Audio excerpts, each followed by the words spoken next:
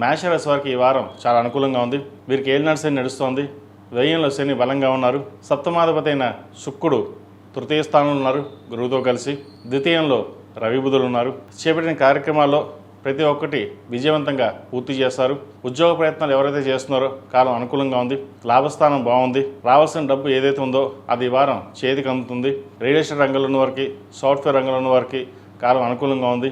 అదేవిధంగా చిరుస్థాయి వ్యాపారస్తులు కూడా ఈ వారం లాభసాటిగా ఉంటుందని చెప్పచ్చు. వివాహ ప్రయత్నాలు చేస్తున్న వారికి మంచి సంబంధం కుదురుతుంది. అదేవిధంగా ఆరోగ్యరీత్యా చిన్న చిన్న ఇబ్బందులు ఏవైతే ఉన్నాయో అవి సమస్యపోతాయి. మీరు చేసే ఏదైనా సరే ఒక ప్రణాళికబద్ధంగా ముందుకు వెళ్ళాలి అని ఆలోచన చేస్తారు. ఎన్ని ఇబ్బందులు ఉన్నప్పటికీ, మన జాతకపరంగా ఏమైనా ఇబ్బందులు ఉన్నప్పటికీ కష్టాన్ని నమ్ముకుని ముందుకు వెళ్ళాలి అనే ఆలోచన ఎక్కువగా చేస్తారు. అదేవిధంగా రాశ్యాధిపతి అష్టమాధిపతి అయిన కుజుడు జన్మరాశిలో ఉన్నారు. లాభస్థానంలో రాహు బలంగా ఉన్నారు. పంచమంలో కేతువు అంతవరకు అనుకూలంగా లేదు.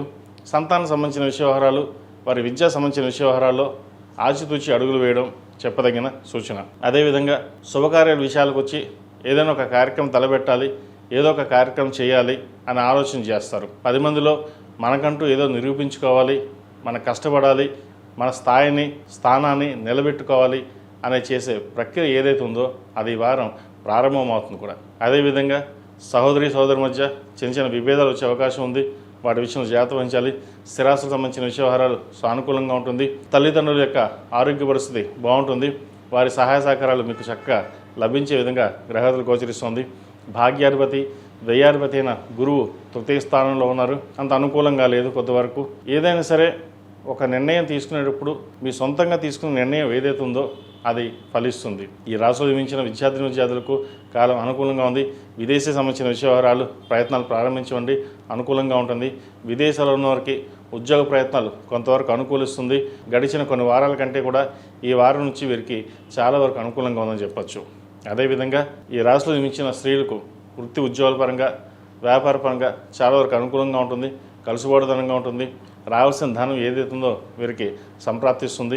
స్థిరాస్తికి సంబంధించిన వ్యవహారాలు సానుకూల పడుతుంది. దైవానుగ్రహం తోడు వల్ల ప్రతి విషయాన్ని క్షుణ్ణంగా ఆలోచించి ముందు అడుగు వేయడం అనేది చెప్పదగిన సూచన. వీరికి ఏలినాటి శని నడుస్తుంది. శని బలంగా ఉన్నారు కాబట్టి ఏదైనా ఒక కార్యక్రమం తలపెడతామంటే అది దిగ్విజయంగా పూర్తవుతుంది. ఎటువంటి సంకోచాలు లేకుండా చక్కగా ముందుకు వెళ్ళండి. మంచి ఫలితాలు సంప్రాప్తిస్తాయి. ఈ రాశిలో జన్మించిన వారు ప్రతిరోజు ప్రతినిత్యం ఓం నమః శివాయతో దీపారాధన చేయడం, అదేవిధంగా సౌర కంకణం చేతికి ధరించడం చెప్పదగిన సూచన. ఈ రాశిలో జన్మించిన వారికి కలిసి వచ్చే సంఖ్య 7, కలిసి వచ్చే రంగు తెలుపు.